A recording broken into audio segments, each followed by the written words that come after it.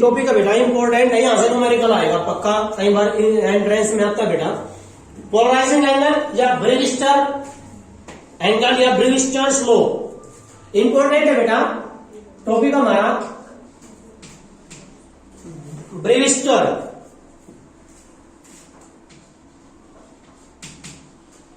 ब्रेविस्टर्स law. ब्रेविस्टर law क्या है इसका प्रूफ भी करेंगे बेटा हम, स्टेटमेंट भी है, प्रूफ भी करेंगे। पोलराइजिंग एंगल क्या होता है बेटा ये भी हमने प्रूफ करना है इसमें। तो ब्रेविस्टर लॉ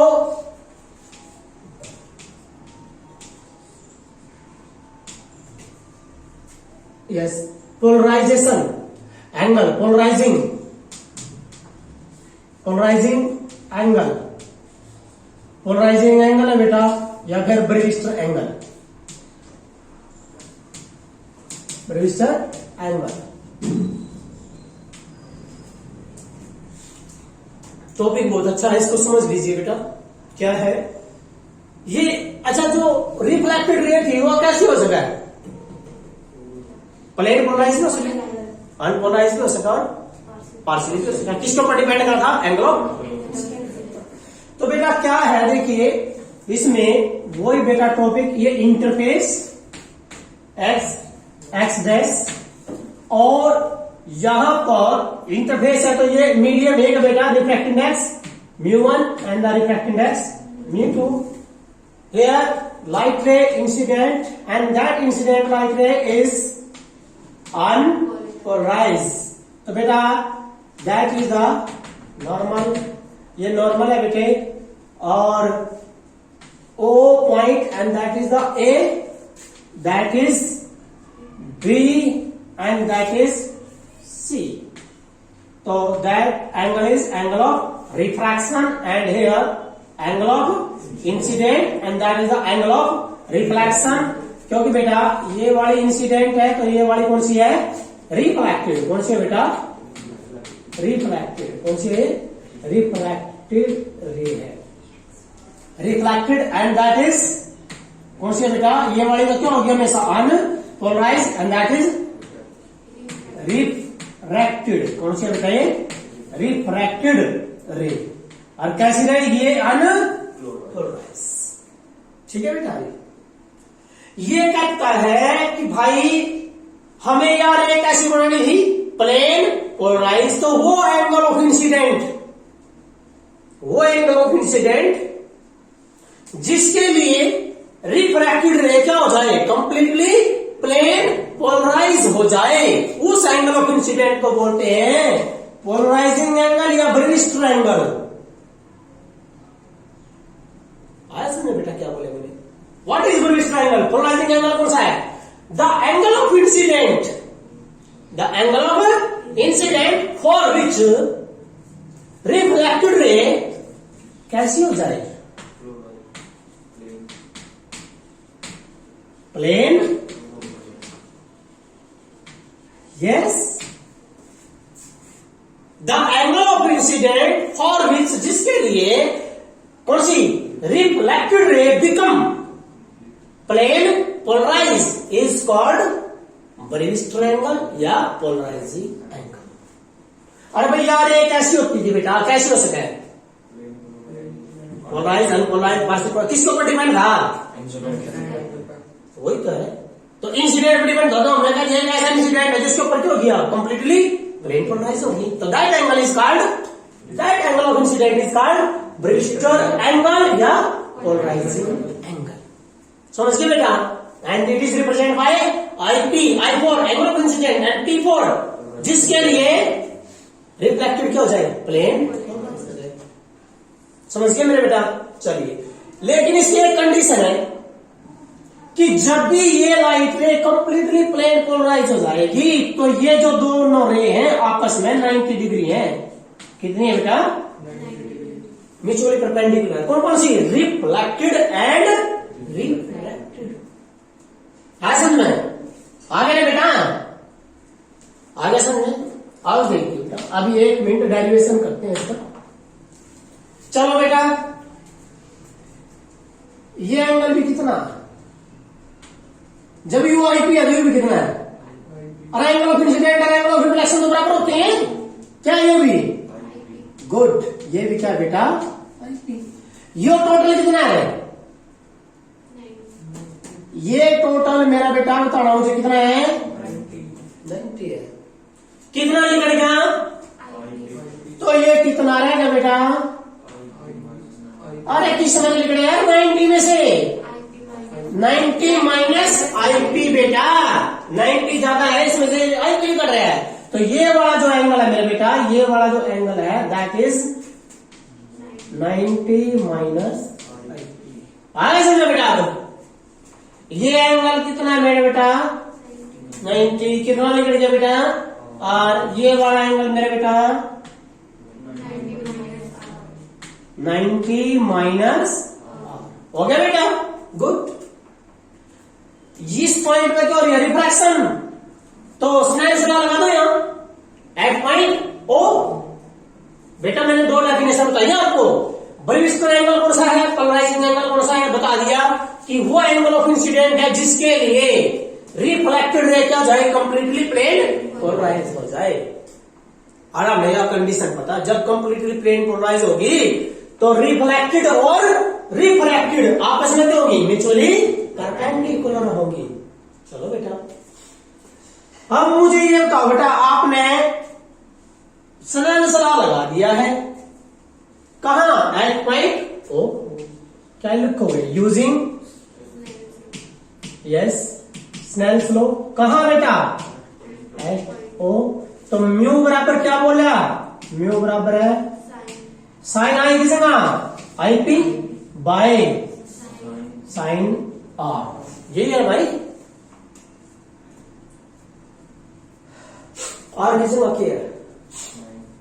रुक जाओ, अभी रुको बेटा, अभी करेंगे, सब कुछ करेंगे, अभी रुक जाओ, अभी आएगा।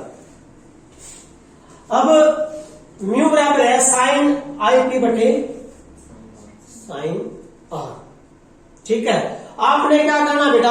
आपने एक बात देखो बेटा ध्यान से, कौन मैंने क्या कंडीशन दी? मेन कंडीशन क्या है? बीओसी एंगल कितना होगा?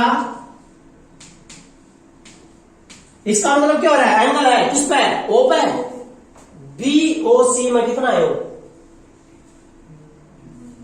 बीओसी, अरे यार ये कितना था?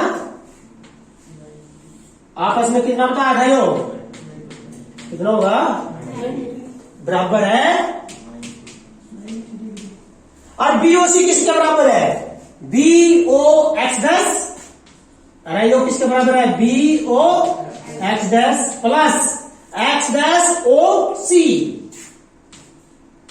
एक्स डैश ओ सी बराबर 90 बेटा। बीओ एक्स डैश कितना है बेटे? बीओ एक्स डैश कितना है? 90 minus, good, 90 minus IP, very good, plus ये वाला बेटा 90 माइनस आर, वेरी गुड, बराबर है बेटा 90 डिग्री। बेटा 90 से 90 कैंसल, चलेगा बेटा? इस आर में पहले जो बेटा माइनस रखते हो तो plus, so what is R? 90 minus IP. तो बेटा इस इक्वेशन में पुट करियो बेटा, साइन आईपी बटे साइन आर की वैल्यू कितनी है बेटे? 90 minus IP, sine number minus theta cos theta mean cos IP, तो ये आ गया बेटा साइन आईपी बटे कोस आईपी। साइन बटे कोस टेंजेंट, तो म्यू बराबर, यस म्यू बराबर क्या आया? Tangent IP. क्या है बेटा? Tangent IP. ये कौन सा लॉ है? ब्रीविस्टर लॉ। कौन सा बेटा? ब्रीविस्टर लॉ है ये। तो नेक्स्ट जो हम स्टेटमेंट बता रहे हैं बेटा, आगे हम जो स्टेटमेंट करेंगे, यस यहां समझ में आ गया ना? तो आगे बेटा जो है ये ब्रीविस्टर लॉ है जो अभी मैंने बताया, दैट इज ब्रीविस्टर लॉ कि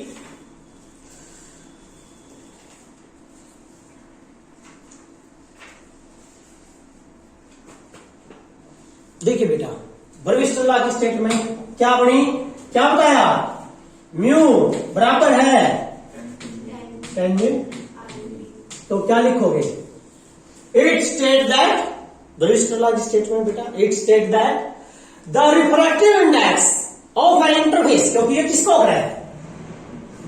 ये किसको ग्रह है? इंटरफेस को होता है। The refractive index of an interface separating two medias equal to tangent of the polarising angle. अरे टेंजेंट ऑफ दी, समझ गए कि ये कहता है जब कोई अनपोलराइज लाइट रे, कैसी थी? जब कोई अनपोलराइज रे किसके साथ इंसिडेंट करती हो? पोलराइजिंग एंगल के साथ इंसिडेंट करती हो। किस पर? किसी इंटरफेस पर। तो रिफ्लेक्टेड रे क्या होती है? कंप्लीटली प्लेन पोलराइज होती है। और रिफ्रैक्टेड और रिफ्लेक्टेड दोनों म्यूचुअली परपेंडिकुलर होती है। क्लियर है बेटा? समझ गए? इसका न्यूमेरिकल आता है। इसको याद रखना, मैंने कई चीज कराना थी। म्यू बराबर है सी बटे वी, म्यू बराबर 1 बाय साइन सी, और म्यू बराबर टेंजेंट आई पी, और म्यू बराबर है साइन आई बाय काइन रिलेशन का टॉपिक आ जाता है। आपको दे दिया क्रिटिकल एंगल, काटना पड़ेगा पोलराइजिंग एंगल, काट दोगे। क्रिटिकल की वैल्यू देखो, समझिए बेटा। तो इसका न्यूमेरिकल आएगा, इंपोर्टेंट है, कर लेना। ठीक है बेटा, कर लोगे ना? ठीक है बेटा। पोलराइड की डेफिनेशन पढ़ रखी। क्या होते हैं पोलराइड? वो सब्सटेंस होते हैं जो अनपोलराइज को किसमें बदल देते हैं? प्लेन पोलराइज में बदल देते हैं। Yes, good. नेचुरल पोलराइड कौन था? Tourmaline crystal. कौन सा था बेटा? Tourmaline crystal. And use of polaroid क्या है बेटा? पोलराइड के यूज क्या क्या है बताना। यस, व्हीकल में यूज करते हैं लाइट, और एक 3D मूवीज के लिए बेटा। उसके बाद कलर कॉन्ट्रास्ट, किसके लिए? कलर कॉन्ट्रास्ट के लिए। और polaroids are used in optical stress, optical stress analysis के लिए भी क्या यूज होता है बेटा? पोलराइड्स यूज होते हैं। उसके बाद कहता है कैलकुलेटर में बेटा, कैलकुलेटर में, वॉचेस में letters number are formed by, अरे यार ये कैलकुलेटर है। ये जो कैलकुलेटर होते हैं बेटा, इनके ऊपर जो तुमने देखी होगा स्क्रीन सी, क्या हुआ? पोलराइड्स क्या होती है? वह उसमें नंबर ही तो दिखाई देगा तुमने में, क्या वो? पोलराइड्स है। क्या बेटा? पोलराइड्स है। 0 का क्या बन जाए 8, 0 दी क्या बन जाए 1, 0 दी क्या बन जाए 2, 0 दी क्या बन जाए 3, 0 दी क्या बन जाए 4, 0 से क्या बनता है 5। बड़ा है ना? देखोगे कैलकुलेटर में सब कुछ सुस्ती बढ़ता है, बड़ा है ना? वो क्या है? लाइट के वेक्टर क्या कर दे? वो रेस्ट्रिक्शन। लाइट के वेक्टर पर क्या कर देंगे? Restrictions, and that is called polaroids. क्या होते हैं बेटा? पोलराइड्स होते हैं। क्लियर है? तो ये पढ़ लेना बेटा। एलसीडी में बेटा पोलराइड्स, आरसीडी प्लेयर में भी होता है बेटा। ठीक है, तो ये आप कर लेना बेटा। और इसके कुछ क्वेश्चंस हैं बुक में जो मैंने नोट करते हैं, ये पढ़ लेना। ठीक है बेटा।